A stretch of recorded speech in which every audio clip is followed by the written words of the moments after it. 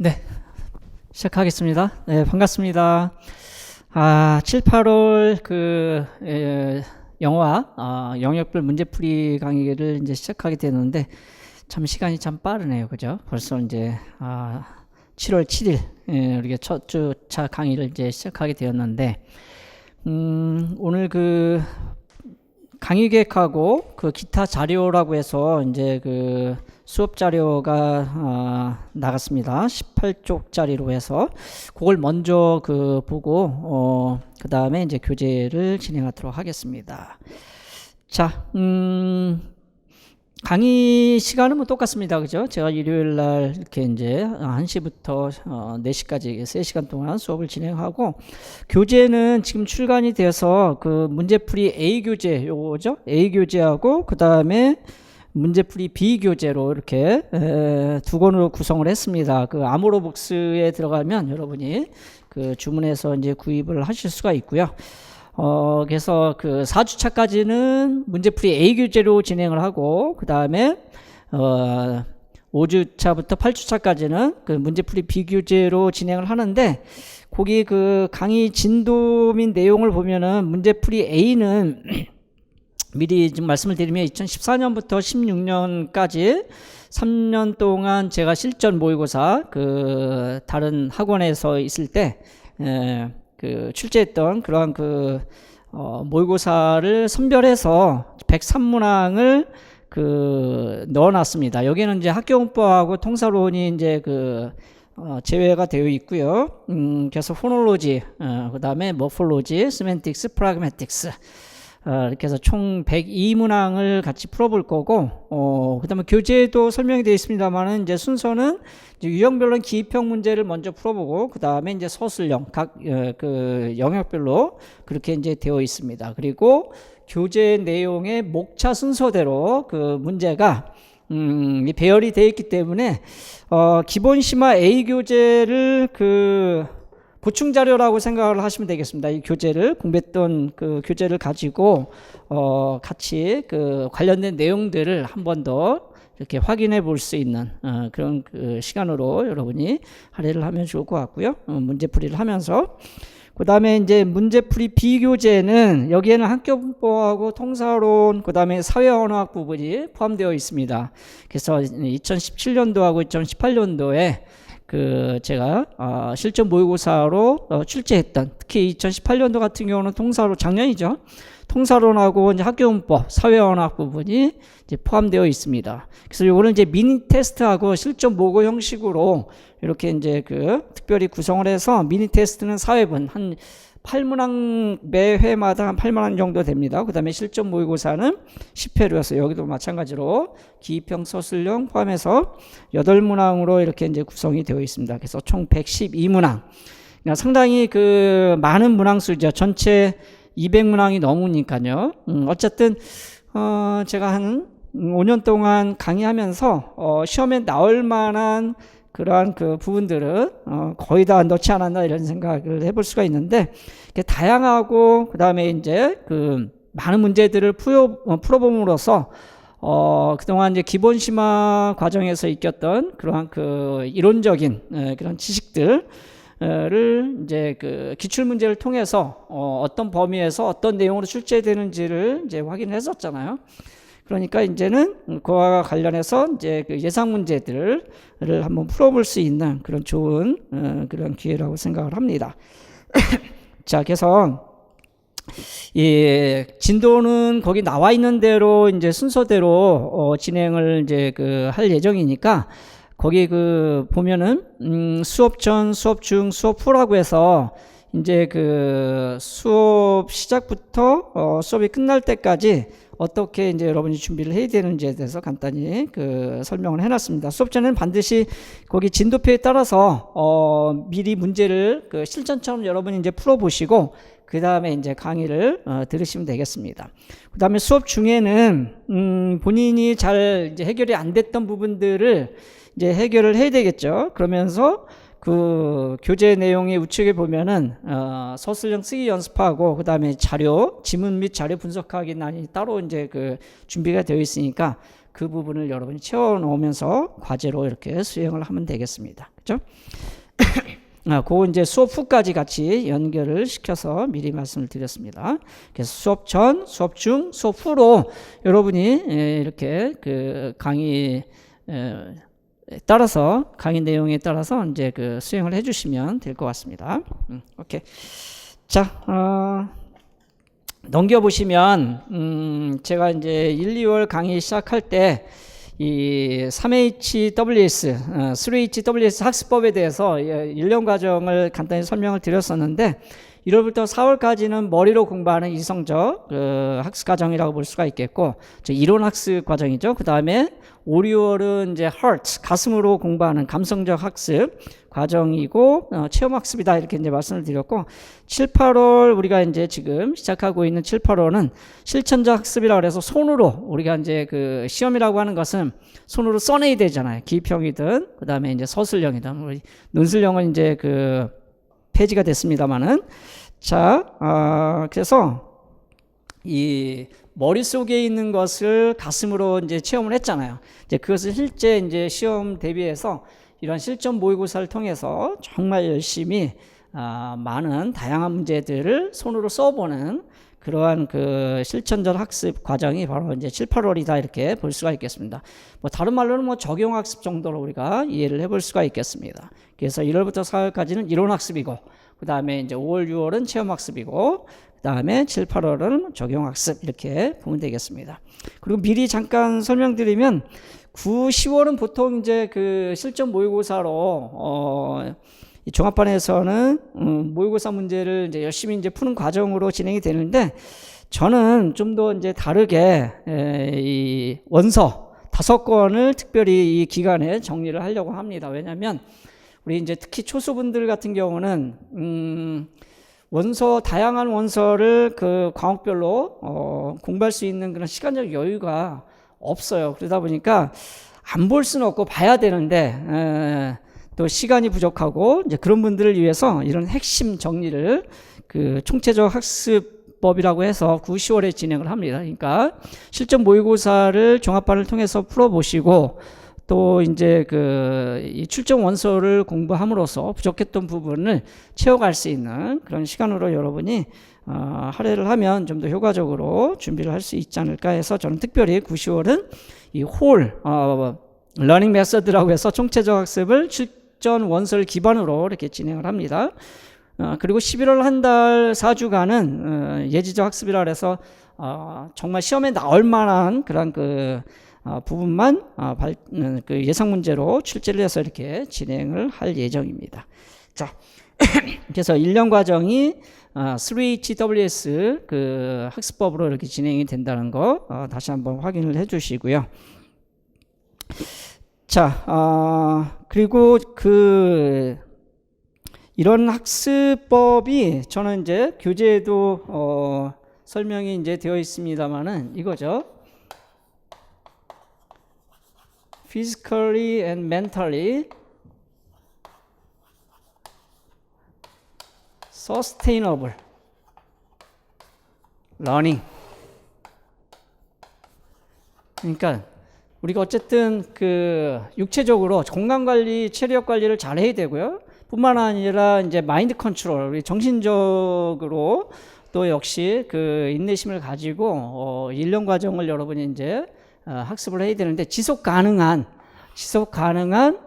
그러한 그 학습이 되어야 된다. 그런 측면에서 보면 바로 그것을 이제 실천할 수 있는 학습법이 3HWS 학습법이다 이런 얘기죠. 그래서 head, heart, hand, 그다음에 whole, sense 이렇게 과정으로 진행을 하면 좋을 것 같고, 물론 이 러닝이라고 하는 그런 그 부분에는 스타딩과 practicing, 실전처럼 연습하는 그런 부분들이 이제 포함되어 있다 이렇게 볼 수가 있겠습니다. 오케이? 자, 무슨 말인지 이해가 되시겠죠? 자, 넘겨보면 과목별 출제 빈도는 뭐 혹시 이제 그 7, 8월 과정을 처음 듣는, 제 강의를 처음 듣는 분들을 위해서 좀 반복적인 그런 자료들이 될 수도 있는데 그분들을 위해서 한 번 더 이제 환기를 시키려고 이런 내용들을 넣었습니다. 그러니까 1년 과정으로 이제 들으시는 분들은 뭐 반복적인 그런 자료일 수 있는데 한 번 더 참고로 보시기 바랍니다. 그래서 이제 전공 영어 같은 경우는 현재 이 서답형 유형에서는 일반 영어 영미문학을 보통 이제 묵죠, 그죠? 그리고 이제 보통 강사가 한 분이 이렇게 담당을 하고, 그 다음에 교수법 영어학, 크게 보면 이제 한 세 과목 정도로 이렇게 압축을 해볼 수가 있겠습니다. 그래서 그 출제 빈도를 보면은 지금 2014년부터 19년까지 제가 다 그 문학 분석을 해봤어요. 그래서 영어학 같은 경우는 점점 그런 그 비중이 높아가는 그런 경향을 보이고, 그게 2018년도에 완전히 이제 이 피크를 찍었었죠. 그죠? 33.75%에 해당되는 그런 그 문항수, 그 비중을 보였고요. 그리고 작년에는 26.25%, 평균 한 31% 됩니다. 이제 5년 동안. 그래서 제가 보기에는 일반 영미문학이 한 30%, 그 다음에 영어학이 한 30%, 그 다음에 교수법이 평가원에서도 이제 권장하고 있는 35% 이상, 그러니까 한 40%, 많을 때는 뭐 거기 46%, 50%, 53%의 비중으로 출제가 된 경우도 있었는데, 평균적으로 보면은 한 40% 정도 이렇게 출제가 된다는 것을 알 수 있고요. 영어학이 차지하고 있는 비중이 서답형 유형으로 바뀌면서 상당히 높아졌다는 것을 우리가 알 수가 있습니다. 그죠? 그 중에 이제 의문론, 의문규칙, 기술하는 문제 한 문제, 그 다음에 이제 통사론이나 학구법에서 5점짜리 한 문제가 상당히 어렵게 이렇게 출제가 되고 있다는 것도 우리가 기출 분석을 통해서 확인을 해봤습니다. 자, 그래서 과목별로 비중에 대한 그런 안배를 여러분이 다시 이제 생각하면서 나머지 시간들을 효과적으로 공부를 하면 될 것 같습니다.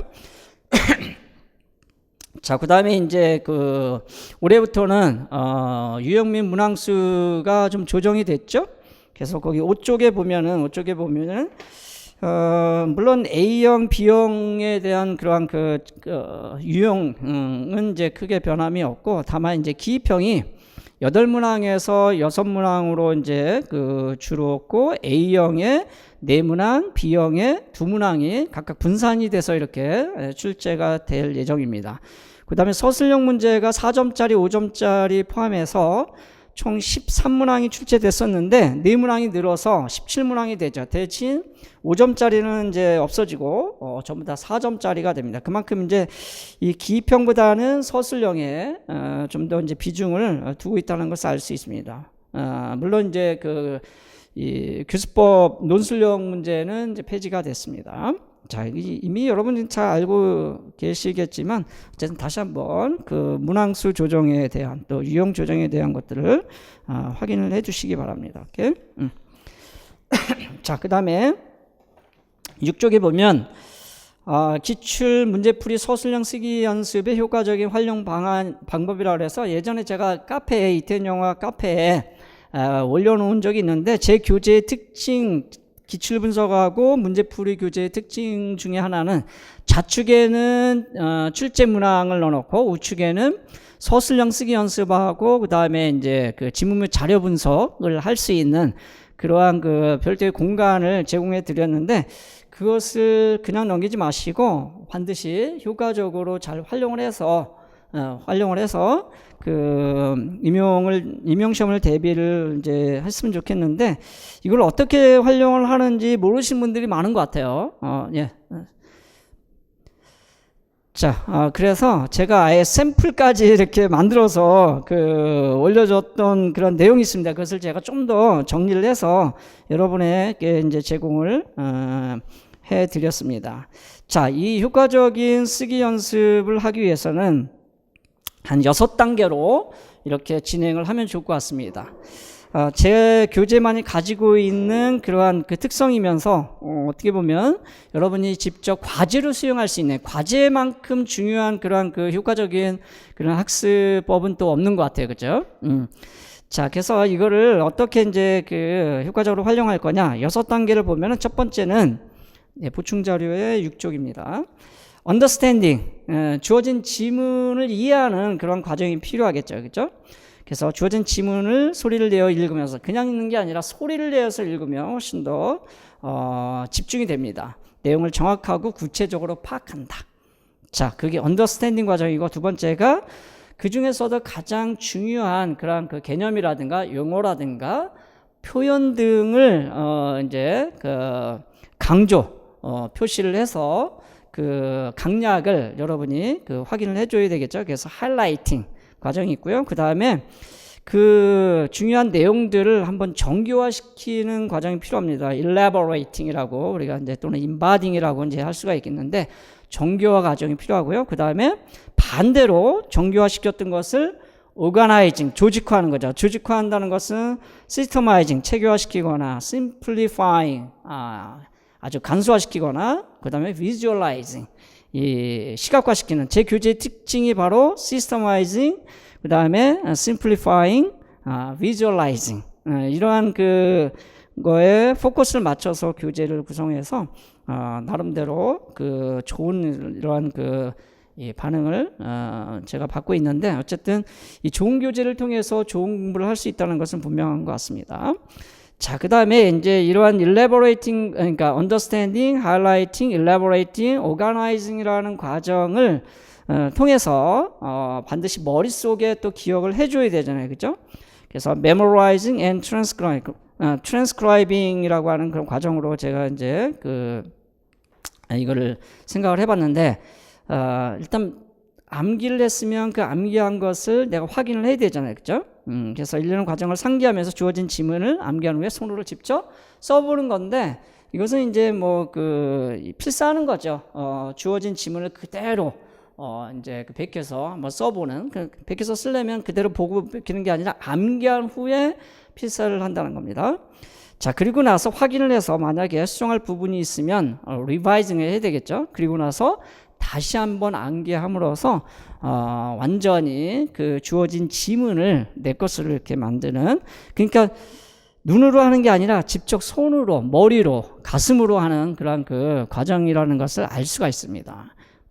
자, 이것을 한번 그 샘플을 통해서 확인을 해보도록 할게요. 7쪽이죠.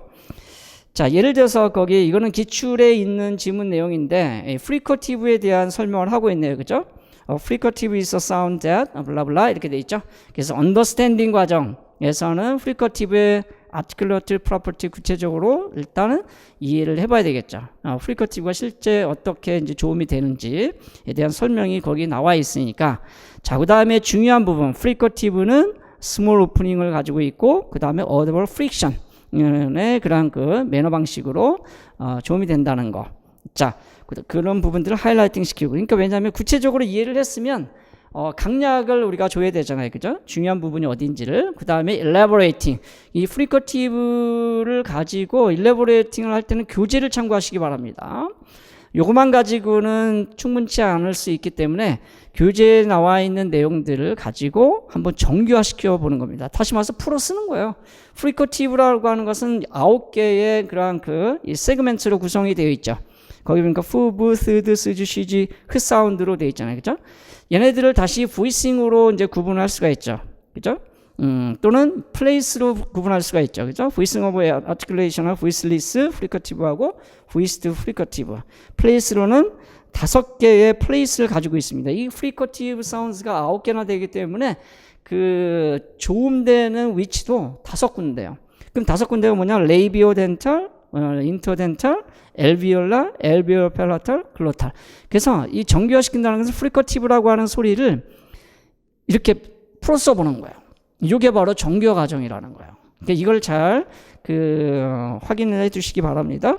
자, 그러면 이거를 역으로 반대로 다시 오거나이징을 해볼 필요가 있습니다. 그래서 교재를 참고하셔가지고 이 fricative라고 하는 것은 다시 얘네들의 소리를 좀 더 큰 단위로 보면은 absent하고 sonant 중에서 absent에 해당이 되죠. 그죠? 자, absent, sonant를 구분하는 기준은 매너 때문에, 매너에 의해서 이렇게 구분이 되는 거고, 얘네들의 sonority sequence, theory에 의해서 또 어떻게 이제 그 프리커티브가 거기에 적용이 되는지. 그래서 이제 더블 온셋, 더블 코다에서 이 프리커티브는 absent이기 때문에 더블 온셋 같은 경우는 C1, C2에 있을 때 여기가 이제 absent가 오는 소리죠. 스탑이나 프리커트, 애프리컷이 오는 이제 그 위치가 되겠고, 이제 C2는 소노런트, 그렇죠? 여기는 absent고 여기는 소노런트고, 더블 코다 같은 경우 C1, C2 오늘 문제 풀어보면서 또 확인을 하겠지만 여기가 소노런트고 여기가 absent죠. 그래야 국명 곡선이 이렇게 이제 그려질 테니까요. 자, 이거를 이제 이해를 하셨을 때 프리커티브는 주로 온셋, 더블 온셋에서는 C1 자리에, 더블 코다에서는 C2 자리에 오는구나. 이런 식으로 확장해서 이 조직화를 한번 시켜볼 필요가 있다는 거죠. 자, 그래서 그 밑에 나와 있는 것은 제가 직접 손으로 이렇게 써본 겁니다. 여러분이 손으로 하셔야 되잖아요. 그죠? 자, 이런 식으로 할 수 있다는 거죠. 자, 그 다음에 5번에 memorizing and transcribing, 6번에 revising and rememory 이렇게 되어 있죠. 자, 이 부분은 직접 확인을 해보시기 바랍니다. 이건 직접 손으로 계속 써봐야 되는 거죠. 오케이? 자, 그러면 프리커티브에 대해서는 완전히 이러한 그 6단계의 과정을 통해서 완전히 내 것으로 이렇게 만들 수가 있겠습니다. 그죠? 자, 하나 더 볼까요? 샘플 2에서는 그래마티컬 캐테고리나 모폴로지컬 스트럭처 워드가 스트레스 패턴에 영향을 미친다고 하는 아주 중요한 그러한 이 내용들이 포함되어 있는데, 똑같이 여기도 understanding, highlighting, elaborating. 자, elaborating하고 organizing이 가장 중요하죠, 사실은. 그거를 할 수 있다면 이 한 문장으로 된 그 내용을 완전히 구체적으로 여러분이 이제 이해를 하고 있다는 것을 확인해 볼 수가 있겠습니다. 물론 elaborating과 organizing은 그 여러분 수험생 입장에서 어떤 교재를 가지고 공부하느냐에 따라 좀 달라질 수는 있을지 모르겠지만 뭐 내용 거의 대동성이 소이할 거라고 생각을 합니다. 또 그럴 수밖에 없겠죠. 이게 전공 지식이라고 하는 것은 책에 따라 달라지는 게 아니니까.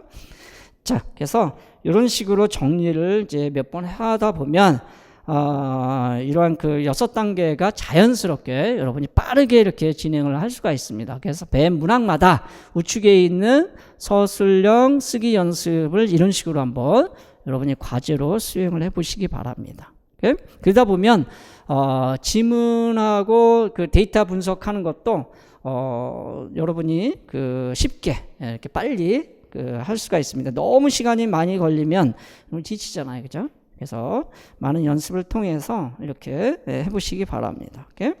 자, 그래서 제가 직접 이렇게 어떻게 하는지를 지금 보여드렸습니다. 여러분도 한번 한 번이 아니라 매 문항마다 이렇게 해보시기 바랍니다. 우리 한 213문항 정도 지금 그 풀어볼 예정, 215문항인가 풀어볼 예정인데 그 정도만 여러분이 연습을 한다면 완전히 영어학의 달인이 되지 않을까 이렇게 생각을 하고요. 자, 그 다음에 그쪽에 보면은 제 수업을 계속 들으시는 분들은 정말 반복되는 그런 그 내용일 수가 있는데, 혹시 제 강의를 처음 듣는 분들이 있다 그러면 그분들을 위해서 이제 넣어놨는데, 임용시험 합격을 위한 7가지 지혜라고 해서 제가 한 A4 10페이지 정도로 이렇게 정리를 해놨습니다. 그래서 지금 한참 여러분이 아마 힘든 시기가 되지 않을까 이렇게 생각이 들고, 또 어떻게 보면 새로운 각오를 가지고 또 새롭게 시작하는 분들도 계실 텐데, 자, 제가 5년 이상 이렇게 강의를 하면서 어떻게 하면 임용시험을 이제 합격할 수 있을까에 대한 고민들을 많이 했었어요. 그래서 그것을 제가 정리를 이렇게 해봤고 7가지 지혜로 여러분에게 이제 조언을 이제 드리는데, 1번부터 4번까지는 1월부터 6월 그런 학습 과정에 이제 해당이 되지 않을까 싶습니다. 즉 이론 학습하고 이제 체험 학습. 1, 4월에 이제 머리로 공부하는 과정, 5, 6월에 가슴으로 공부하는 과정 속에서 임용과 관련된 그런 지혜를 우리가 가질 필요가 있겠다 이런 생각이 들었습니다. 그 다음에 5번부터 7번까지는 7월부터 이제 시험 보기 직전 11월까지 좀 필요한 그런 지혜가 아닐까 이런 생각이 듭니다. 그래도 한 번 더 반복을 해볼까요, 여러분이? 혹시 지금 힘든 그러한 그 육체적으로 아까 또 정신적으로 이 지속 가능한 학습을 해야 되는데 그게 말처럼 그렇게 쉽지는 않죠. 또 생각처럼 또 결단한 것처럼 쉽지는 않아요. 중간중간에 보면 육체적으로 너무 힘들고, 그죠? 또 정신적으로 좀 어려움을 겪는 그런 과정들이 분명히 있습니다. 그것을 우리가 이겨내기 위해서는 7가지 지혜가 좀 필요하지 않나 이런 생각을 해보고요. 한번 점검을 해보시기 바랍니다, 여러분이. 여기 있는 내용들을 가지고 다 점검할 수 있는 그런 점검표가 안에 들어가 있어요.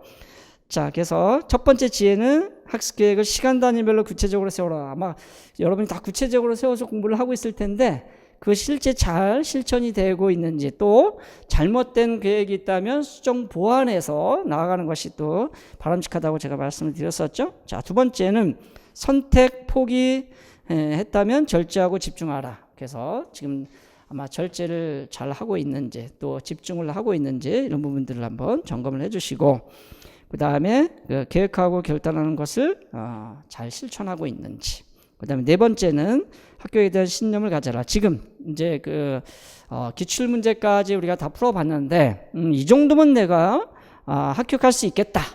사실 좀 부족하다 하더라도 뭔가 그 믿음을 가지고 나아가는 그런 긍정적인 자세가 또 필요하겠죠, 그렇죠?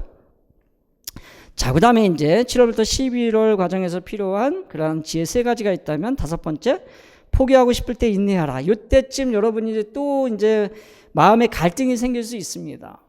1월부터 6월까지 뭔가 해보려고 했는데 생각처럼 잘 되지 않아서 올해는 포기하고 내년을 준비할까, 뭐 이러한 또 그 다른 플랜 B를 혹시 생각하고 있을지도 모르겠어요. 근데 그 포기하고 싶을 때 그것을 이제 견뎌내는 것이 결국은 합격으로 가는 또 다른 그러한 그 지름길이 아닐까 이런 생각이 듭니다. 자, 인내하는 거죠. 참는 겁니다. 지키는 거예요. 엉덩이 붙이고 공부를 지금까지 해왔기 때문에 좀 더 참고 하다 보면 거기에 나름대로 또 시간이 흘러가면서 내가 인내한 것에 대한 어떤 결과가 분명히 있을 거라 생각이 듭니다. 자, 6번은 시험은 실력과 기술이다. 이거는 이제 합격 공식이 있다고 그랬죠. 실력과 기술이 한 80%를 차지하고 내가 어찌할 수 없는 운의 영역이 한 20% 된다. 이제 그러려면 전제가 상위 20% 안에 들어가는 그러한 실력과 기술을 갖추고 있어야 20%는 이제 맡기는 수밖에 없죠, 그렇죠? 5대1 경쟁력을 가지라고 제가 늘 강조를 했는데, 다시 말해서 5대1 경쟁력을 간다는 것은 5명 중에 1명만 이제 붙을 수밖에 없는 그러한 상위 20% 안에 들었을 때요. 그러한 시험이기 때문에 사실은 이 실력과 기술을 갖고 있다 하더라도 그 20% 운이라고 하는 부분에 의해서 이제 당락이 이제 결정이 되는 경우들도 많이 있습니다. 실제 그렇고요. 자, 그래서 그런 부분들에 대해서는 좀 받아들이는 차원에서 일단은 실력과 기술을 갖추는 게 중요하다.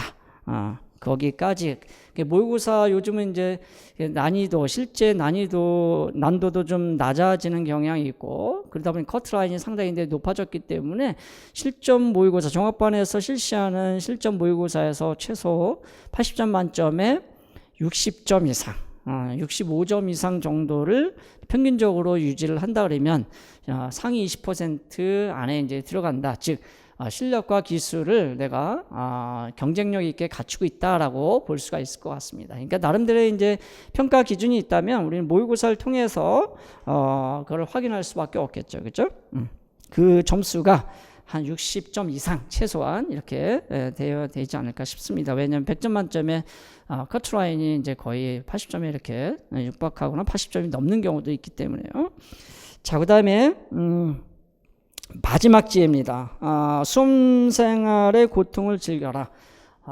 글쎄요. 하여튼간 우리 삶이라고 하는 것이, 인생은 뭐 고통이다, 고해다라는 말도 있지만 그것을 즐길 수 있는 단계까지 간다 그러면 초월한 거죠. 임용시험에 언제든지 합격할 수 있는 그러한 실력과 기술을 갖췄을 뿐만 아니라, 그러려면 상당히 거기에 따르는 이제 고통들이 있는데 그것을 즐기는 긍정적인 마음으로 받아들이면서 이제 즐기는 그런 그 과정이 필요하지 않나 이렇게 생각이 듭니다. 필요하죠. 그죠? 오케이. 자, 그래서 여기까지 지혜를 다시 한번 구체적으로 거기 내용들을 한번 읽어가면서 하이라이팅 시키면서 자신의 상황들을 한번 재점검해 볼 수 있는 그런 기회를 가지면 좋을 것 같습니다. 오케이. 자, 그래서 자료는 이 정도로 설명을 드리고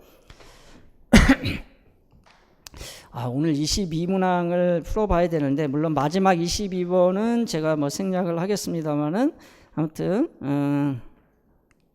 왜냐하면 22문항까지가 기입형 문제거든요. 그래서 기입형 문제 같은 경우는 여러분이 어느 정도 기본 심화 교재를 또 제 강의를 통해서 열심히 또 공부하셨고 기출 분석까지 다 하신 분들은 제 강의를 이제 따라오면서 빠르게 진행을 해도 여러분이 아마 이해하는 데는 큰 문제가 없을 것 같고 다만 구체적으로 지문과 데이터를 이제 그 지문의 내용을 데이터에 넣어서 분석하고 주어진 블랭크를 채워가는 그런 부분들은 여러분 시간 투자가 좀 필요 이제 할 겁니다. 그러나 제 강의는 아주 간단 명료하게 빠르게 이렇게 진행을 할 예정이니까 조금 시간이 지금 많이 할애를 했는데 너무 걱정할 필요는 없을 것 같습니다.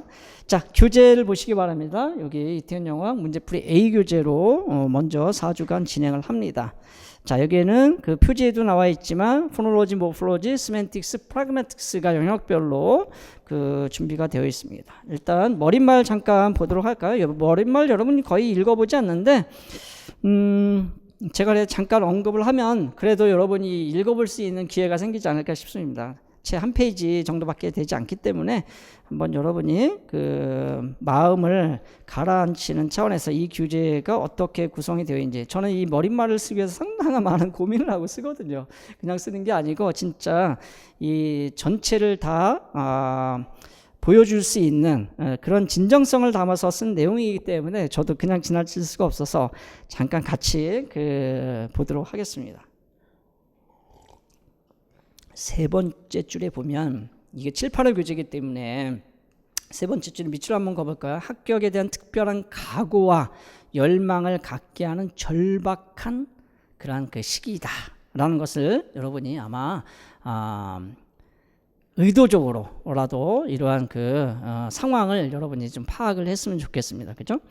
다시 한번 각오와 열망을 갖는 그런 시간이 되시기 바랍니다. 자, 그 다음에 그 밑에는 금방 설명드렸던 제가 그 3HWS 학습법에 관련된 이야기들이 포함되어 있습니다. 그죠? 이론학습, 체험학습, 적용학습, 합격 공식, 실력 플러스 기술이 80%, 운이 20%다. 이렇게 이야기. 운이라고 하는 것은 어쨌든 아까 말씀드린 것처럼 내가 할 수 없는 그런 영역이다. 내가 할 수 있는 것은 5대1 경쟁력, 즉 상위 20% 안에 들어가는 실력과 기술을 갖추는 거예요. 기술이라고 하는 것은 이제 임용시험에서 필요한 그런 정답을 쓰는 그런 스킬을 얘기하는 겁니다. 그죠? 자, 그 다음에 구체적인 연습 과정이 7, 8월 과정이라는 거 말씀을 드릴 수가 있겠고, 그 다음에 거기 수업 전, 수업 중, 수업 후는 금방 말씀드린 대로 그렇게 준비를 해주시기 바라고 그렇게 또 진행을 해주시기 바랍니다. 그 밑에 보면은 아무쪼록 7, 8월 무더운 날씨, 상당히 이제 그 장마가 시작되기도 전인데 지금 엄청 그런 또 무더위가 우리를 좀 힘들게 하고 있는데 일단 체력 관리 잘 해야 되겠죠. 건강 관리 잘 해야 됩니다. 그래서 physically, 그 다음에 이제 그 정신적으로 또 우리가 무장을 잘 해야 되겠죠. mentally. 그래서 중간에 포기하지 않고 지속 가능한 서스테이너블 그러한 학습이 될 수 있기를 간절히 바랍니다. 오케이. 자, 그 다음에 목차는 순서대로 이렇게 진행을 할 예정이고요. 넘겨서 기출문제 분석 과정을 한 번 더 여러분이 확인을 하시기 바랍니다. 5, 6월 기출 분석하고 끝나는 게 아니죠. 그죠? 자, 거의 8쪽에 보면은 2002년부터 2013년도까지, 그 다음에 우측에 9쪽에 보면은 14년부터 19년까지 이렇게 크게 이제 앞부분하고 뒷부분을 이렇게 나눠서 어떤 영역에서 더 많이 비중 있게 출제가 됐는지를 지금 분석을 해놨습니다. 참고로 보시면 8쪽에 보면 통사론, 영법, 의문론 부분이 가장 많이 출제가 됐다는 것을 이 온점을 통해서 지금 표현하고 있죠. 그죠? 기타 나머지 형태, 의미, 화형, 언어학. 언어학은 여기서 이제 그 General Linguistics에서 일반 언어학으로 제가 이제 분류를 했던 거고요. 영어사는 2006년도 이후로는 출제가 되고 있지 않습니다. 자, 참고로 이렇게 보시면 되겠고, 그 다음 우측에 2014년부터 2019년 서답형 유형을 우리가 이제 잘 봐야 됩니다. 자, 여기도 보니까 제가 사회언어학을 작년에 이제 그 소셜 랭귀스틱스라고 하는 그런 그 원서를 가지고 진행을 했었고, 실제 최근에 와서 출제되는 기평 문제 출제되는 그러한 그 정답 부분을 보면은 사회 언어학에서 상당히 중요하게 다루는 그런 용어들을 쓰는 문제로 출제가 되고 있습니다. 그래서 이 문제풀이 비교재에서는 사회 언어학 관련된 그러한 그 문제들을 우리가 좀 많이 풀어볼 겁니다. 아마 작년에는 그 출제가 되지 않았지만 또 올해는 출제될 가능성이 아주 높기 때문에 우리가 그런 문제들을 우리가 대비를 해봐야 되겠고요. 자. 거기 조금만 제가 좀 그 분석한 내용을 좀 설명을 드릴게요. 의문론, 형태론, 론 부분이 37.9%라고 돼 있죠. 그러니까 사실은 이제 문제풀이 A 교재, 기출분석 A, B로 구분했을 때 기출분석 A에 해당되는 그 포놀로지하고 몰폴로지 부분이 가장 이제 비중 있게 이제 그 실제가 되는 부분이어서 같이 이제 묶어놨죠. 물론 시멘틱스하고 프라그매틱스 같이 포함되어 있습니다만은 기본 심화 A 교재에 그래서 이게 한 그 40% 정도 되고요. 그 다음에 학교문법 통사론을 우리가 이제 그 기출분석 B 또는 문제풀이 B 교재에서 우리가 공부할 그런 내용인데. 여기는 58%로 되어 있습니다. 그러니까 거의 60%죠. 쉽게 얘기하면 100% 중에서 한 40%가 의문론 형태론이고 그 다음에 나머지 60%가 학교문법 통사론인데 거기 의미, 화형, 사회언어 포함해서 요거는 4% 정도밖에 되지는 않습니다. 그런데 요거는 이제 비중은 점수로 제가 이제 비중을 이제 나눈 거고요. 왜냐면은 의문론 형태론이 보니까 47점이고 그 다음에 영어 그 학교문법 통사론이 72점인데 문항수로는 기입형, 서술형 다 합치면 똑같이 18문항씩이에요. 그러니까 문항수로는 같은데 이제 학교문법 통사론이 왜 이렇게 이제 그 배점이 높냐면 5점짜리가 이쪽에서 거의 출제가 되고 있습니다. 그러니까 의문론에서 5점짜리는 딱 한 문항 출제가 됐었고 그 다음에 학교문법 통사론에서는 5문항 출제가 됐었거든요.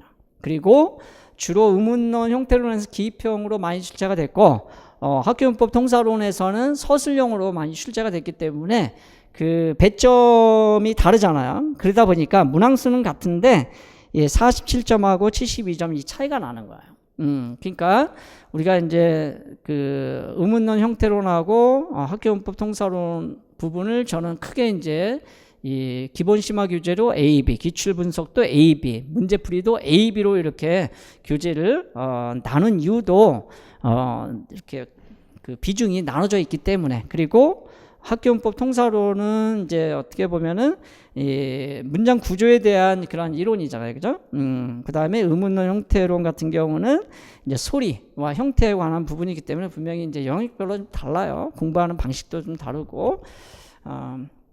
의문론 쪽이 좀 그 비중이 높고 그 다음에 이제 학교문법 통사론이 이제 이론적으로는 좀 어렵죠, 그죠?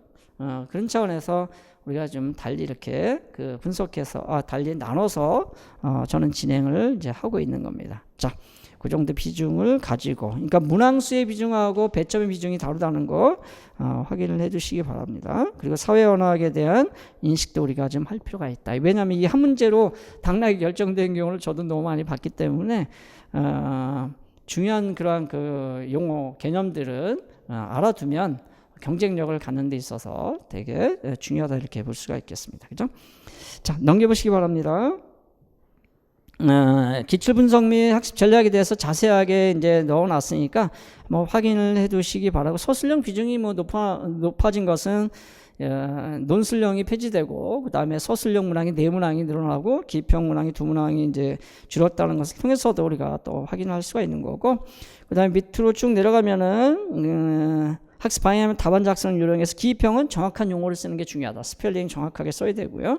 서술형은 자료를 분석해서 의문규칙, 통사규칙을 적는 것이, 물론 통사규칙 이전에 스쿨 그래머 같은 경우에는 또는 뭐 그 신텍스 마찬가지로 그래마티칼리티를 판단하는 그러한 그 선행, 그러한 이 부분이 있고요. 어쨌든 이 규칙을 기술하는 문제가 서술형 문제다. 이렇게 보시면 되겠고, 서술형 답안은 길지 않습니다. 그죠? 이제 4줄 쓰기죠. 단어 수로 하면은 50단어에서 한 60단어 정도면 이제 충분히 쓸 수가 있습니다. 그죠?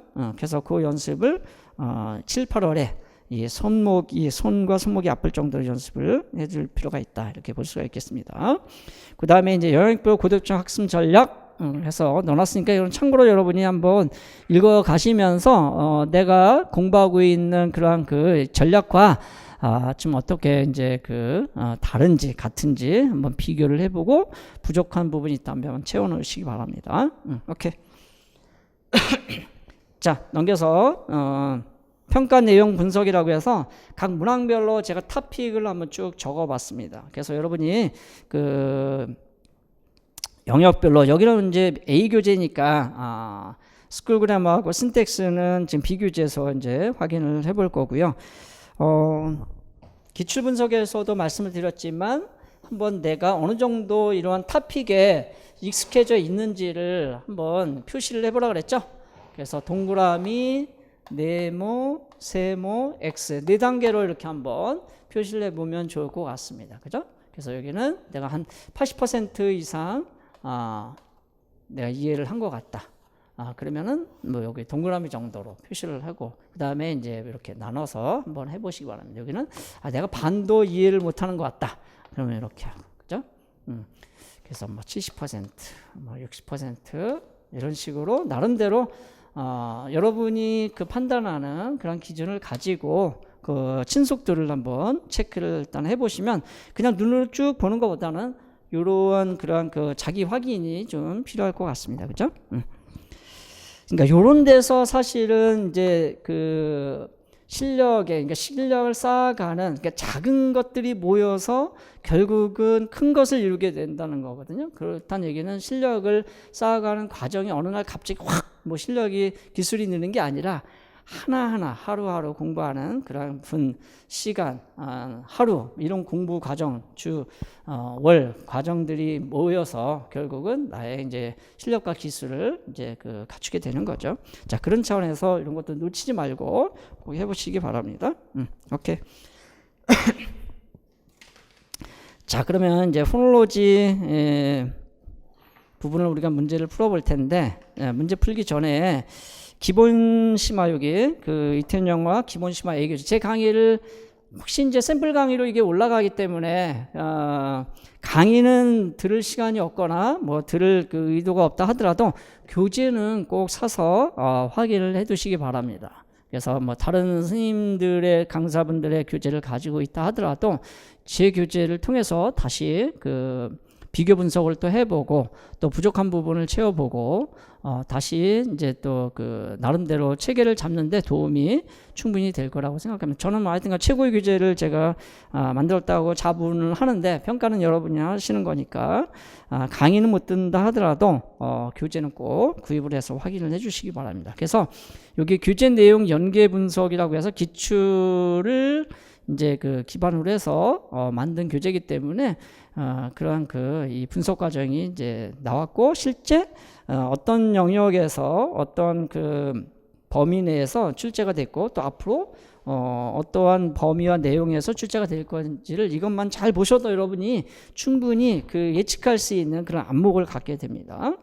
오케이. 지문 내용은 토픽별로 제가 토픽으로 쭉 분석을 해드렸습니다. 이 과정이 쉽지는 않죠. 여러분이 도저히 뭐 불가능한 그런 시간과 투자가 필요한 건데 제가 이걸 다 해놨습니다. 그래서 2002년부터 2019년까지 출제됐던 그러한 내용들을 토픽으로 분석을 해놨으니까 말씀드린 대로 여기도 이런 식으로 한번 확인을 해보시고, 그 다음에 우측에 2002년부터 2008년 이때는 이제 주관식 세대고, 그 다음에 넘겨보시면 객관식 세대가 있습니다. 2009년부터 2013년, 그 다음에 14년부터 이제 서답형 이제 세대로 이렇게 이제 바뀌었는데, 어쨌든 그 과정별로 그 출제된 그런 내용의 그런 비중이 조금 달라진다는 걸 알 수가 있습니다. 자, 15쪽의 그 컨텐츠 좌측을 보면은 교재 구성이 이렇게 돼서, 챕터 1은 포네틱스 앤 포놀로지라고 해서 이거는 이제 어떤 용어에 대한 개념 설명이니까 거기에 구체적으로 뭐 여기 연결시킬 필요는 없는 거고, 챕터 2부터 이제 연결을 시켜본 겁니다. 그래서 거기 온점이 있고 반점이 있는데, 온점은 직접적으로 출제가 됐다는 거고요, 반점은 간접적으로 출제가 됐다는 겁니다. 그래서 consonant and vowels 부분은 여기는 아주 가장 기본이 되는 부분이기도 하고, 최근에 와서는 여기서도 또 그 직접적으로 출제가 되고 있다는 것을 뒤쪽을 보면 알 수가 있습니다. 좀 중요하고요. 그 다음에 쭉 내려가면 거기 그 슬라블 부분이 굉장히 이제 비중 있게 계속 매년 출제가 되고 있습니다. 그 다음에 스트레스하고 인토네이션 부분은 2002년부터 2008년까지는 굉장히 중요하게 다뤘던 부분이에요. 교육과정의 어떤 그 영향 때문에 이때는 이제 플루언스를 강조한 그런 시기여서 이 부분이 출제가 됐었는데, 서답형 유형으로 바뀌고 나서는 직접적으로 한 문제도 출제가 되고 있지 않다는 것도 우리가 미리 알아두시면 공부하는데 효율적으로 시간 안배를 할 수가 있습니다. 자, 그 다음에 포놀로지컬 프로세스하고 포놀로지컬 룰스는 이제 간혹 출제가 됐었는데, 최근에 와서는 가장 어렵게 출제되는 영역으로 우리가 확인을 할 수가 있습니다. 자, 넘겨보세요. 똑같은 컨텐츠 내용을 가지고 2009년부터 2013년도까지 뭐 거의 비슷하게 진행이 되고 있고, 자, 17쪽에 2014년부터 19년까지 여기를 자세히 보시기 바랍니다.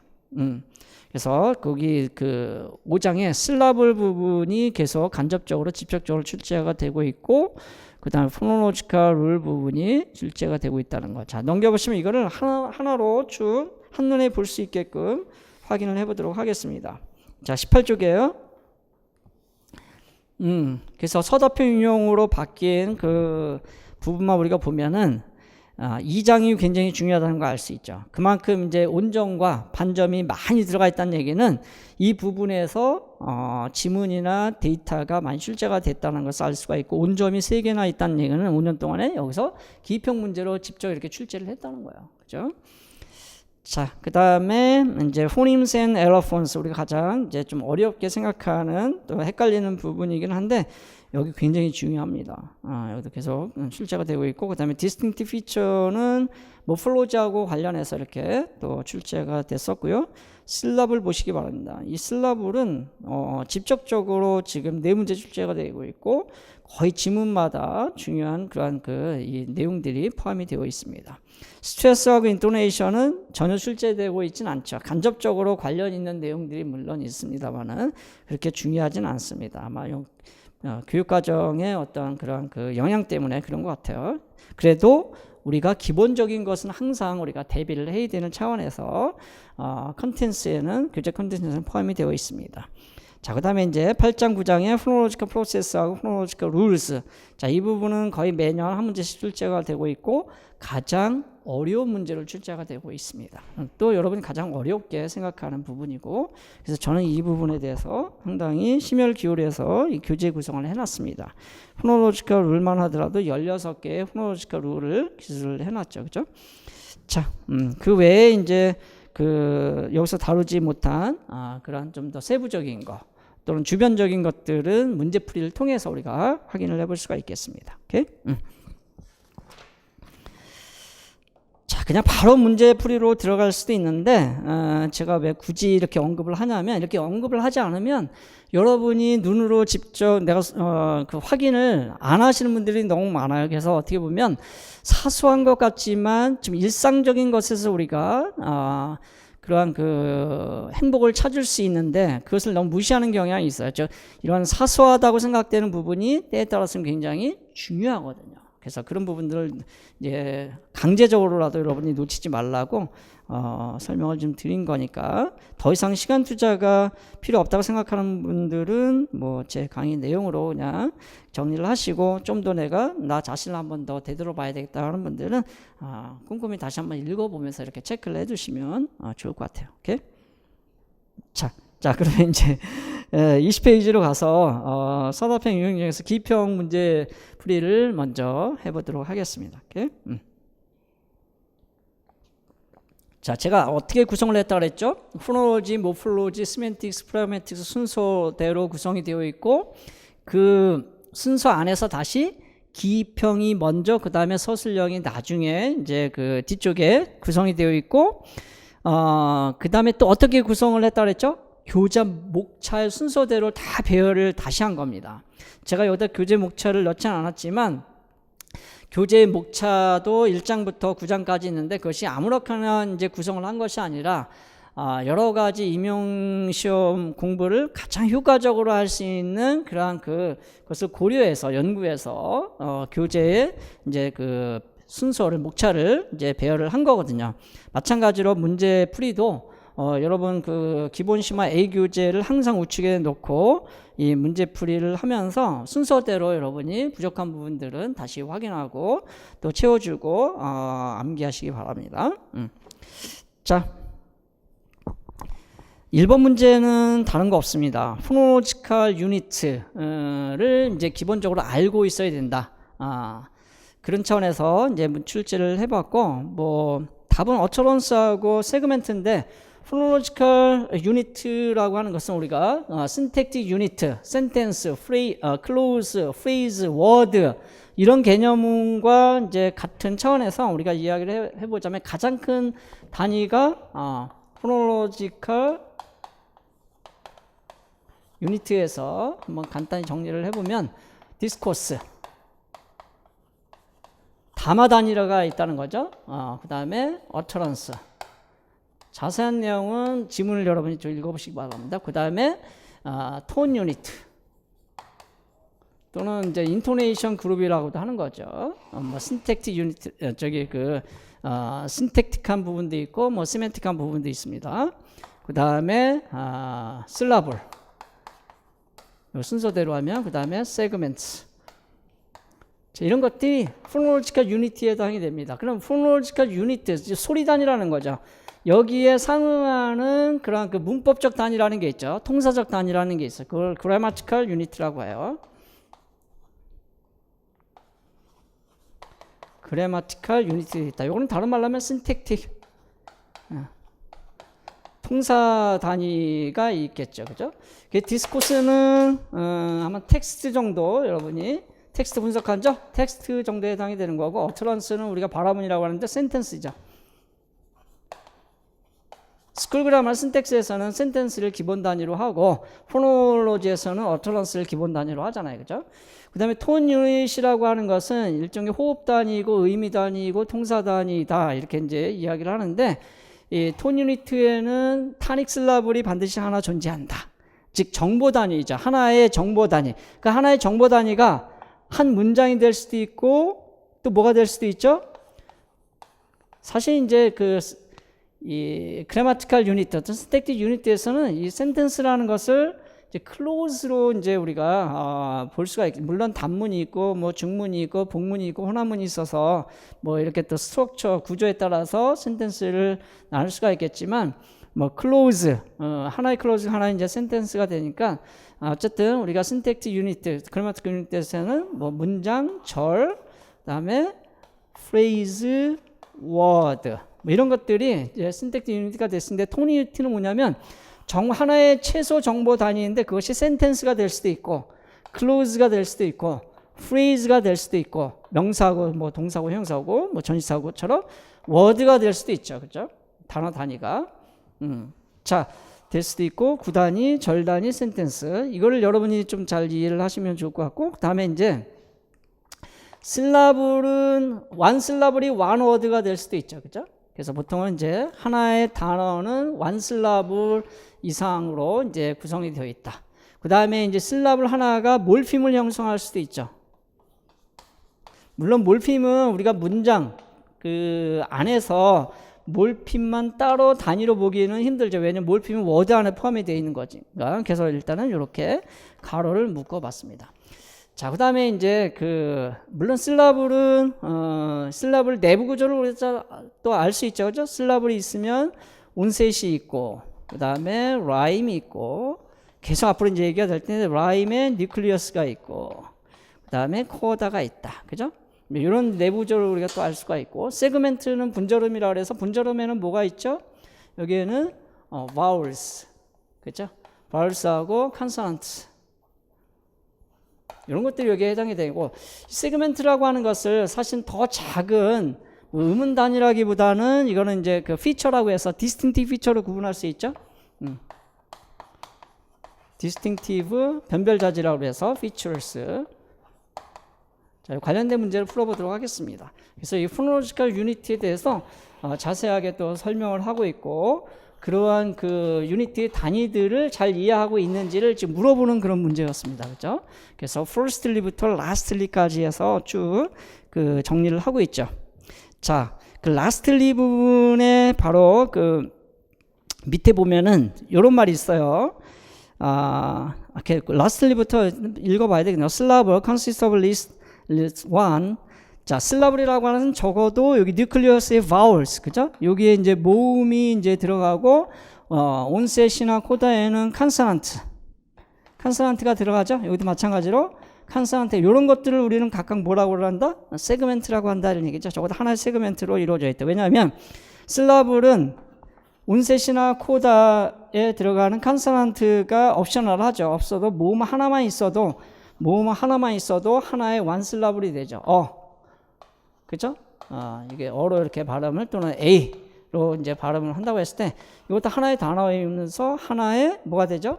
음절이 되는 거죠. one syllable이면서 one word가 되는 건데 또 one 몰핌이 되는 거죠. one syllable, one 몰핌, one word가 되는 건데 어쨌든 하나의 세그멘트로서 syllable을 형성할 수가 있죠. I. 자, 이것도 하나의 syllable로 된 하나의 단어잖아요. 그죠? 자, 그 얘기를 하는 겁니다. 그래서 요거는 뭐냐면 이런 게 바로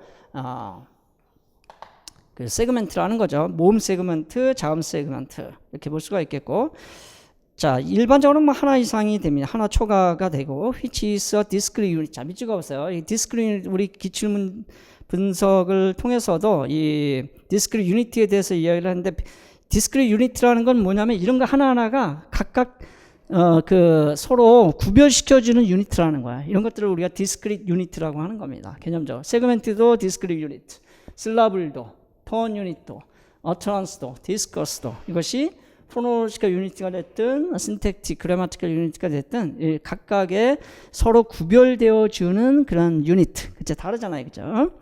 단위. 우리가 미터 단위가 있고 센티미터 단위가 있고 밀리미터 단위가 있고 그런 것처럼 이런 거를 디스크릿 유니트라고 하는 거예요. 개념을 잘 알아두시기 바랍니다. 오케이. 그 다음에 이제 폰과 포님에 관한 그런 얘기가 나오고 있습니다. 자, 이렇게 해서 그 포놀로지컬 유니티에 대해서 한번 확인해 봤고요. 자, 넘겨보시기 바랍니다. 자, 여기는 우리가 자음을 분류할 때 voicing, place, manner로 이렇게 구분을 하잖아요. 그랬을 때 이 approximate라고 하는 것은 manner로 구분했을 때 star, fricative, affricate, liquid, glide 6개로 이렇게 nasal, liquid, glide 6개의 natural 이런 걸 우리가 natural class라고 해요. 자연 집단으로 분류를 할 수가 있잖아요. 24개의 자음을 그랬을 때 리퀴드 R 사운드하고 그 다음에 이제 그 글라이드 WY 또는 WJ로 표시가 되는 그런 소리를 우리는 또 뭐라고 하냐면 얘네들을 합쳐가지고 approximate다 이렇게 이제 그 이야기를 해볼 수가 있겠죠. 그래서 밑에 표를 보니까 시공항해상 제가 전부 다 짐을 읽지는 못합니다.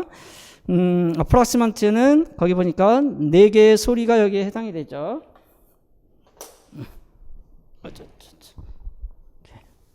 아이고 이게 젖은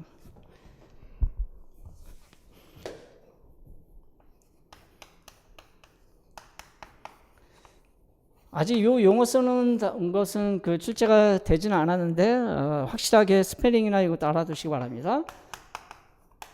리퀴드 R 사운드하고 글라이드 활음이라고 그랬죠. W, Y 요거는 J로도 이렇게 표시를 합니다. 이 둘을 합쳐가지고 접근음이라고 하는 거죠. 그랬을 때 거기 W 소리 같은 경우는 레이비오 빌라 글라이드라 해서 이 소리 있죠. 요거는 거기 보니까 플레이스로 구분하죠. 바일레이비얼, 레이비오 덴탈, 인터덴탈, 엘비올라, 포스트 엘비올라, 펠라탈, 빌라, 그렇다. 그래서 그 8개의 내추럴 클래스로 플레이스로 이렇게 구분하잖아요. 이걸 24개를 다 여러분이 암기하고 있을 겁니다. 혹시 안 되신 분들은 다시 한번 확인을 해 주시고, 이 W 소리라고 하는 것은 이게 발음하기가 좀 애매해서인데 밑에 이제 그 딥송 이야기하면 밑에 B에서 이거 모음 비슷한 소리이기도 해요. 왜냐면 우리가 소나리티스 그 하이어라키를 이제 결정을 할 때 이렇게 나눌 때 스탑이 가장 그런 그 소나리티가 낮은 단계에 해당이 되죠. 스탑, 프리커티브하고 애프리컷이 두 번째, 그 다음에 네이저리 세 번째, 그 다음에 리퀴드가 네 번째, 글라이드가 다섯 번째고 여섯 번째가 이제 바울이 있잖아요. 그랬을 때 이 글라이드는 모음성을 상당히 많이 가지고 있는 소리예요. 그래서 이제 세미 바울이라고도 하잖아요, 그죠? 자, 그래서 이하고 우가 있을 때 여기 이쪽에 가까운 소리가 이제 이 Y 펠라탈 글라이드에 해당이 되는 거고, 이 W가 여기에 이제 모음성이 이제 그 비슷합니다, 이쪽이. 그리고 W 소리 같은 경우는 양 입술과 관련이 있는 것으로 표시가 되어 있죠. 가로 열고. 그래서 레이비오 빌라 글라이드, 빌라 사운드에 원래는 이제 빌라 쪽에서 나는 그런 그 소리인데 위 할 때 이 W 소리를 표시를 해보면 이것이 이제 입술의 동그란 라운디드 그런 사운드를 만들어내는 특성을 가지고 있어요. 위 이렇게 되잖아요, 그렇죠? 그래서 이 바이레이비어라고도 관련이 있다 이렇게 보는 겁니다. 그래서 레이비오 빌라 글라이드라고 이렇게 또 명칭을 가지고 있죠, 그렇죠? 자, 그래서 거기 이제 그런 부분들을 이야기하고 있는 거고, 거기 볼까요? 두 번째 지문을 보도록 하겠습니다. approximate 중에서 W하고 Y로 이제 발음하기가 이제 좀 애매하니까 제가 WY라고 이렇게 별칭을 쓰고 있습니다. 이건 스펠링이 아니에요. 콜 글라이드라고 하고, 글라이드 사운드는 obstruction이 거의 없죠, 그렇죠? 그리고 모음성을 가지고 있는 소리다. vowel like 사운드다. 그 다음에 펠라탈 글라이드, 이게 펠라탈 사운드이기 때문에 Y로 표시되는 펠라탈 사운드는 E하고 가깝고, 그 다음에 이제 엘비오 빌라 글라이드는 우하고 가깝다. 그 조음하는 데 있어서. 자, 근데 블랭크 부분을 우리가 채워넣어줘야 되니까 이게 중요하죠. while 반면에 functioning like consonant, 얘네들은 다 자음이에요. consonant예요. 모음성을 상당히 가지고 있지만 소나리티 하이어라키도 보면은 모음 바로 밑에 이제 해당이 되는데, they do not occupy. 왜 그러냐면 they do not occupy 어디를 차지할 수 없냐면 슬라블의 어디를 차지할 수 없냐면 이게 굉장히 중요합니다. 이 슬라블 구조를 보면 어떻게 되어 있어요? 슬라블, 온셋, 라임. 그러니까 이분법으로 하면 온셋, 라임이죠. 우리 슬라블은 이분법으로 하면 온셋하고 라임이에요. 라임이라고 하는 부분이 또 다른 그러한 그 포놀로지컬 슬라블 안에서의 또 다른 유니트가 가능합니다. 그 다음에 뉴클리어스, 코다 이렇게 되죠. 이 자리에는 vowels, 그죠? 모음이 오죠. 어떤 언어든지. 자, 이제 온셋에는 이러한 그 W나 이 Y, 즉 이 글라이드 사운드가 올 수 있어요. 근데 코다에는 이 소리가 올 수가 없어요. 그게 중요한 거죠. 그래서 여기 예를 들면 we, you 이렇게 일단 외워두시기 바랍니다. 그러면 여기는 이렇게 올 수 있어요. 그래서 모음을 항상 의지해야 된단 말이 이런 말이에요. 오케이? 모음 앞에 온셋으로는 올 수 있어요. 다만 이 코다로 우리가 잘못 오해할 수가 있는 경우가 있는데, 이중 모음에 이런 W나 Y 소를 이제 쓰게 되잖아요. 그래서 O라든가 뭐 O이라든가 그랬을 때 이게 자음이 아니죠. 이거는 딥송이니까 하나의 one vowel로 보는 겁니다. 근데 그 one vowel을 이제 특별히 이중 모음으로 되어 있다고 해서 딥송이라고 하는 그런 명칭을 가지고 있는 거죠. 그거는 밑에서 이제 우리가 확인을 해볼 겁니다.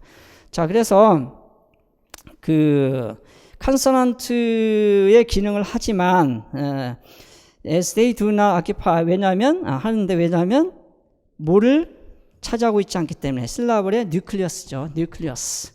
이 뉴클리어스를 차지하고 있지 않기 때문에 이거는 뭐 단수용으로 써도 좋고 복수용으로 써도 좋겠습니다. 거기 이제 정관사 더가 들어가 있기 때문에 그래서 복수형은 뉴클리아이 이렇게 발음을 하고 그리고 스펠링도 NUCLEI 이렇게 표시를 합니다. 뉴클리어스는 단수입니다. 요거와 이제 같은 개념의 용어로 코어라든가 센터라든가 뭐 피크라든가 좀 더 전문적인 그러한 적인 측면에서 보면은 이제 뉴클리어스, 뉴클리아의 픽스 정도로 보시면 되겠습니다. 물론 일반적인 용어로는 뭐 코어나 센터라는 용어를 간혹 쓰기도 해요. 자, 오케이. 그 다음에 두 번째 블랭크에 들어갈 것은 뭐냐면 이 W나 Y 소리는 어디에 이제 이 포함이 되는 소리냐면 이중모음에 포함이 된다는 거야. I, 아우, 오이 같은 경우에. 자, 그래서 그 이중모음을 보면은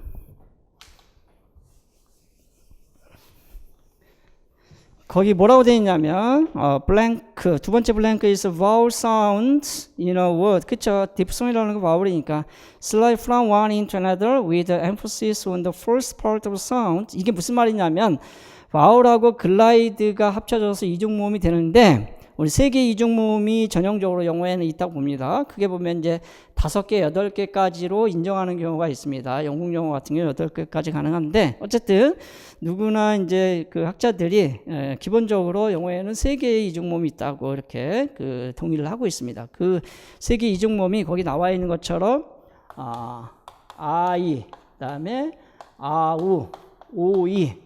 자, 요거는 표기를 이렇게 할 수도 있다 그랬죠. 그죠? 예, Y 표시를 J로 이렇게 할 수도 있습니다. 또는 이렇게도 표시할 수 있죠. 그죠? 그 다음에 요 놈은 이렇게도 표시할 수 있죠. 그죠? 아오 이렇게 표시할 수 있습니다. 그 다음에 얘는 오이 이렇게 표시할 수도 있죠. 그죠? 이렇게 똑같이 이렇게 표시할 수가 있습니다. 근데 얘네들은요 전부 다 이러한 모양을 가지고 있다는 거예요.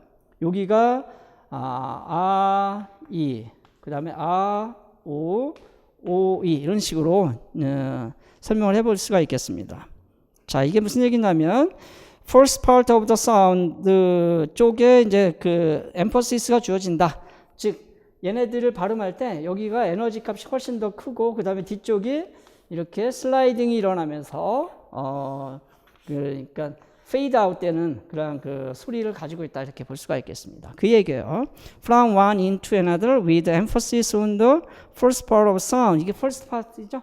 이중모음이니까 첫 번째 오는 파트 쪽에서 이제 두 번째 소리로 이제 글라이드가 일어나면서 나는 소리거든요. This gliding from one sound. 이제 글라이딩이라는 건 미끄러진다 이런 얘기예요. To the next occurs within the same syllable. 자, 이게 같은 슬라블 안에 나타난다는 것은 뭐냐면은 같은 슬라블 안에 나타난다는 것은 뉴클리어스 안에 나타난다는 거예요. 이게 각각 따로가 아니라는 거죠. 자, 그래서 영어에서는 3개의 이중모음이 있다. 이렇게 보시면 되겠습니다. 물론 이제 이것뿐만 아니라 이중모음을 또 이렇게도 인정하는 경우가 있다 그랬죠. 미드바울에 보면은 텐스에 이게 있고 프론트 백에 텐스 바울인데 얘를 이중모음으로 이렇게 보는 학자들도 있습니다. 이렇게 아까 이런 식으로 단모음으로 보는 학자들도 있고 이중모음으로 보는 학자들도 있고 저는 요게 좀 익숙한 것 같습니다. 실제 발음을 해보면 이중모음처럼 발음이 되기 때문에 그 다음에 이제 센츄럴 딥송이라 그래서 어로 끝나는 그러한 이중모음들도 있죠. 제 교재에 다 설명이 되어 있습니다. 이어, 에어, 그 다음에 우어인가요? 우어, 그죠? 우어. 요렇게 해서 총 8개의 이중모음으로 이제 보는 그런 경우들도 있습니다. 이거는 이제 영국식 영어에서 참고로 이렇게 기억을 해두시면 좋을 것 같아요. 그죠? 특별한 구분이 없으면 한 8개 정도를 이중모음으로 여러분이 생각을 하셔도 됩니다. 이건 교재에 있으니까 확인해 두시기 바랍니다. 됐죠? 오케이. 단서도 해야 되고 설명도 해야 되고 굉장히 지금 바쁘게 진행을 하고 있는데 아마 제 설명이 잘 이해가 되시는 분들은 제 강의를 계속해서 들었던 분들은 익숙하게 좀 들릴 것이고 지금 다른 그 팀에서 강의를 듣다가 또는 다른 강사의 강의를 듣다가 제 강의를 들으면 조금 이렇게 좀 낯선 혹시라도 그런 부분이 있을지 모르겠어요. 그러나 뭐 내용적으로는 또 뭐 그게 틀리지 않을 거고 교재를 좀 참고해서 여러분이 이해를 하시면 뭐 그렇게 어려움은 없을 거다 이렇게 생각이 들고 다만 이제 제 설명하는 부분이 이제 좀 어려움이 있다라고 하는 것은 기본 심화에 대한 어떤 지식이 좀 부족해서 올 수도 있어요. 그런 부분들을 7, 8월에 다시 점검하면서 이렇게 채워놓으시면 좋을 텐데 가장 좋은 방법 중에 하나는 교재를 다시 한번 확인을 해주시는 게 좋겠습니다. 오케이?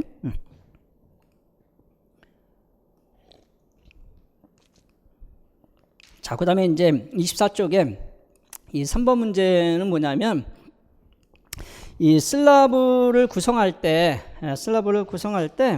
온셋이나 코다는 이제 멀티플 컨소넌트가 올 수가 있는데 여기에 이제 포노텍틱 컨소넌트가 존재한다. 이걸 포노텍틱스라고 그래요. 음소 배열 제약이라고 하는 건데 트리플 온셋 클러스터에서는 분명한 그런 이 컨스트레인트가 있습니다. 우리가 슬라블의 온셋, 그죠? 복수형으로 써볼게요. 온셋, 그 다음에 라임은 하나니까 라임, 그 다음에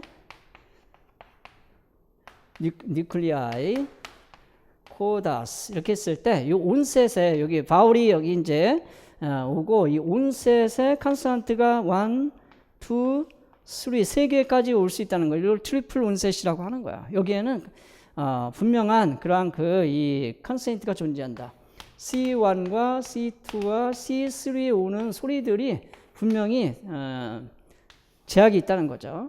그래서 C1에는 반드시 프리커티브, 엘비올라, 보이슬리스, 엘비올라 프리커티브 스가 와야 돼요. 그죠?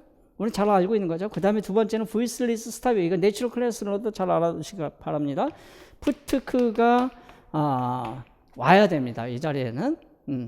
그러니까 스크로 시작을 이제 해야 된다는 거고, 그 다음에 이제 C3 이 위치에는 어프락시먼트가 와야 된다는 거야. 어프락시먼트는 리퀴드하고 금방 봤던 글라이드가 여기에 해당이 되죠. 여기는 이제 약간 서로 이제 선택의 이제 어떤 그 옵션이 있을 수 있는데, 이 포노텍트 컨스트레인트를 반드시 지켜야 된다는 거야. 그건 물어본 겁니다. 그래서 거기 보니까 first onset은 스가 돼야 되고, 자, 스를 명칭을 주면 어떻게 돼요? voice in place manner 그 순서대로 명칭을 준다 그랬죠? 그래서 스 사운드는 voiceless 엘비올라 사운드죠. 위치가 엘비올라 프리커티브. 자, 그것도 옆에 써놓으시기 바랍니다. to be the voiceless alveolar fricative s. 그냥 뭐 음소로 쓰라고 이렇게 표시를 지금 여기서는 하고 있습니다만은 the second onset has to be one of the voiceless stops. 그죠? 세 개 중에 하나가 와야 되죠. 푸트크 중에 하나. 이게 바로 voiceless stop에 해당이 되죠. voiced stop은 뭐가 되나요? 서로 카운터파트인 푸브, 트드, 크가 할 때 부, 드, 그가 여기 해당이 되겠죠. 그죠? 네이절 스탑은 뭐가 되나요? 네이절 스탑은 무는 응이 되겠죠. 물론 걔네들은 보이스트입니다. 자, 그리고 세 번째, the third onset is one of approximate. 요거죠. 네 개 중에 하나가 와야 되는데 그게 바로 1번에 지금 예로 제시가 되어 있고 2번, 3번은 이제 카운터파트가 되는 거죠. 그렇죠? 그렇지 않은 경우는 이런 음절의 온셋을 구성할 수 없더라. 하나의 온셋이 될 수도 없고 하나의 음절이 될 수 없다는 걸 지금 보여주고 있습니다. 자, 스프링 할 때 스프르, 스플래시 할 때 스플르, 그다음 스트링 할 때 스트르. 저는 이제 그 발음교를 읽을 때 이런 식으로 이제 그 읽어줍니다. 그 다음에 스크레이프 할 때 스크르, 그 다음에 스큐 할 때 Y로 표시가 되어 있지만 J로 표시해도 됩니다. 스큐.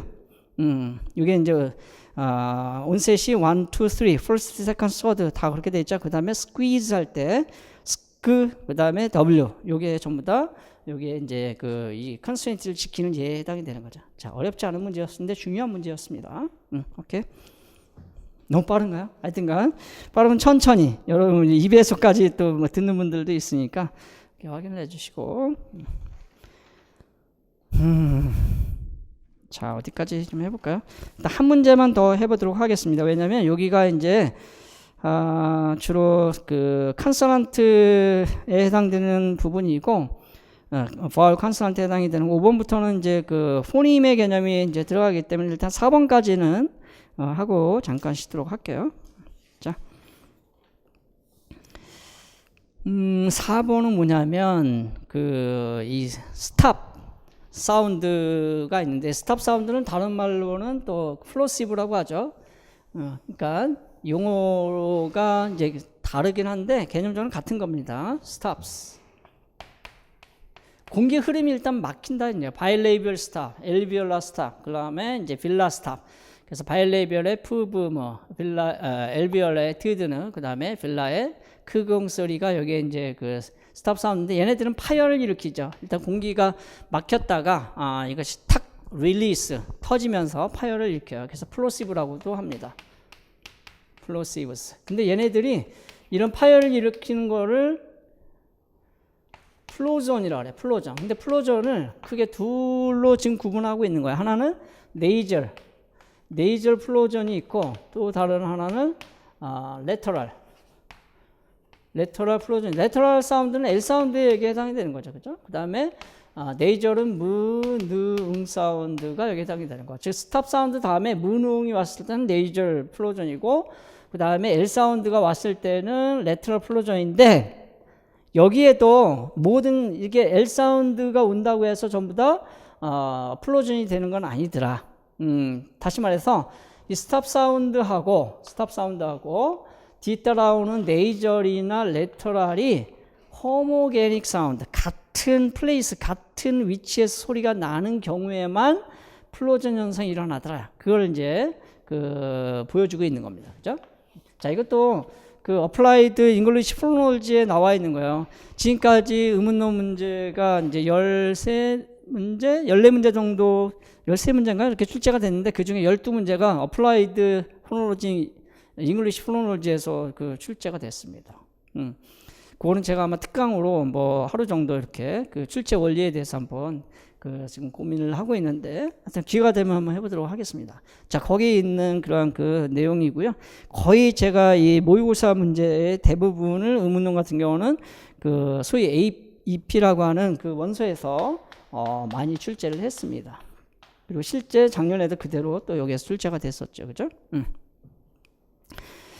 자, 그래서 네이절 플로전하고 레터럴 플로전으로 이제 이거를 설명하고 있는데, 이게 플로전 개념이라는 게 뭐냐면은 거기에 1번이 여기에 해당이 됩니다. 네이저 플로전에 해당이 되고, 2번이 레터럴 플로전이고, 여기에 각각 A, B, C 데이터, 여기에 A, B 데이터로 이렇게 돼 있는데, 한번 볼게요. 거기 보니까 button, 그 다음에 sudden, taken, bacon 할 때 뒤에 트 사운드 다음에 느가 왔죠. 그죠?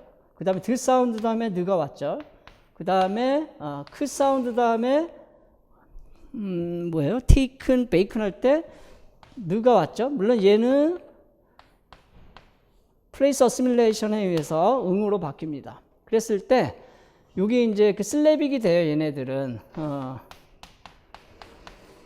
슬래빅이 된다는 것은 우리가 슬래빅 컨소넌트에는 네이저라고 리퀴드가 있잖아요. 얘가 이제 레터럴이 역시 마찬가지로 슬래빅이 됩니다. 거기 이 A에 보면은 캐틀, 터틀, 미들, 새들 할 때 트르 부분 있죠.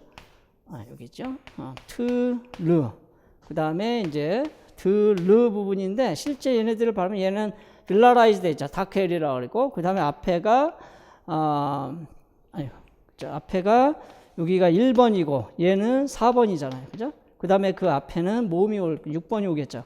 그러면 이렇게 해서 여기 피크가 형성이 되는 거죠. 또 마찬가지로 얘가 스탑 사운드니까 가장 낮은 순환의 하이라키를 가지고 있고, 얘는 네 번째 높은 그런 하이라키를 가지고 있기 때문에 여기 피크가 이제 6번이 있고 모음이 앞에 오고, 뒤에 이제 얘네들이 C1, C2로 왔을 때 여기가 슬래빅이 되는 거예요. 이것도 마찬가지죠. 그죠? 얘는 3번이고 여기 1번이고 이 앞에 모음이 6번이 될 테니까 이렇게 피크가 형성이 되는 거죠. 이걸 우리는 슬래빅 컨소넌트에 해당이 되고, 얘네들이 피크를 형성한다 이렇게 알고 있잖아요. 그죠?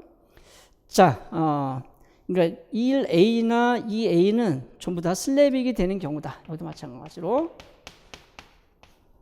그러니까 플로전이 일어나려면 이렇게 슬래빅이 되는 경우가 있다라고 해서 지금 구분을 해준 겁니다. 그죠? 구분을 해준 거예요. 자, 그 다음에 1번의 B는 이제 이런 문제가 좀 어려운 거죠. 이거 분석을 해야 되니까. 1번의 B 같은 경우는 submarine, submit, 그 다음에 madness 할 때 역시 마찬가지로 스탑 사운드 다음에 네이절 사운드가 온 경우예요. 그래서 브무, 그죠? 브무, 드누 이렇게 됐네요. 자, 그럼 똑같은 거는 한 번만 써보면 브무, 그 다음에 드누, sadness. 근데 이게 차이는 뭐냐면 앞에 오는 자음은 앞음절의 코다고 뒤에 오는 네이절 사운드, 자음은 뒤에 오는 음절의 온셋에 해당이 된다는 거예요. 그걸 설명하고 있잖아요. 그죠? 섭하고, 왜냐면 부무가 바울을 중심으로 C1, C2에 부무가 온셋으로 이렇게 올 수도 없어요. 또는 C1, C2에 부무가 코다로도 올 수가 없어요. 그러니까 이게는 각각 다른 음절에 속해 있는 경우예요.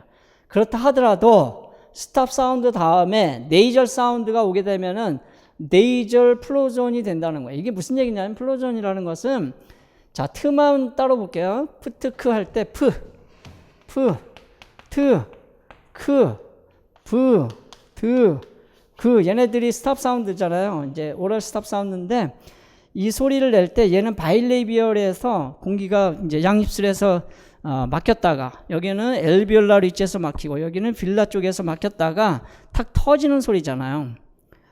자, 그래서 바일레이비얼 스탑, 엘비올라 스탑, 빌라 스탑이라고 하는 건데 물론 글로타 스탑도 있죠. 글로티스에서 막혔다가 터지면서 나는 소리인데 이거는 왜 네이절 플로전이라고 하냐면 여기 엘비올라에서 터지는 게 아니라 엘비올라에서 나지만 그 터지는 소리가 네이절 사운드, 즉 비강으로 공기가 흘러가면서 뻥 하고 터지는 거예요.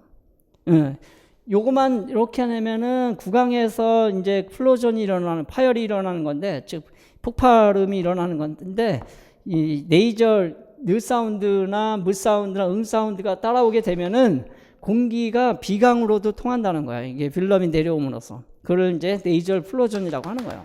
그럼 레터럴 플로전은 뭐냐? 이거는 공기가 레터럴 사운드 치금이잖아요. 혀의 양쪽으로 이제 공기가 흘러가잖아요. 유일하게 L 사운드가. 그래서 레터럴 사운드, 레터럴 리퀴드라고 하는 거잖아요. 다른 소리는 다 전부 다 센트럴, 중앙으로 이제 공기가 흘러갑니다. 그 혀를 중심으로 했을 때. 그래서 이 터질 때 트만 터지면 이게 공기가 중앙으로만 흘러가요. 이제 센트럴. 그런데 L 사운드가 뒤따라오게 되면 공기 흐름이 갈라져요. 혀가 딱 맞기 때문에 중간 이 L 사운드 소리 때문에. 그래서 레터럴 플로전이라고 하는 거예요. 개념 그런 거고 어쨌든 네이절이 왔던 리퀴드가 왔던 얘네들이 전부 다 이 뭐가 되냐면 슬래빅이 되더라 이런 얘기죠. 그거는 이제 슬래빅 되는 것은 여러분 이제 개념적으로 이해를 이제 하시면 되겠고. 자, 어쨌든 그러면 네이절 플로전 같은 경우는 이런 경우는 서로 다른 음절일 때, 자, 다른 음절일 때도 플로전이 일어난다. 자, 보세요. 그다음 왜 이렇게 구분을 한 겁니다. 슬래빅이 되는 경우, 이거는 같은 음절 안에 있다가 같은 음절 코다 두 개 코다로 우리가 이제 분석을 해볼 수가 있는데 실제는 하나가 뭐가 되더라 이렇게 슬래빅이 되더라 이런 얘기죠. 자, 여기는 슬래빅이 되지 않습니다. 다른 음절이기 때문에 이건 넌 슬래빅이에요. 자, 이것도 우리가 확인을 해 두셔야 됩니다. 음절이 다른 음절에 있기 때문에 그렇고, 그 다음에 C는 뭐냐면 이건 단어와 단어 사이죠. hit night, 그죠? hot nail, 그 다음에 sadness. 그래서 드느 이렇게 되어 있네요. 그죠?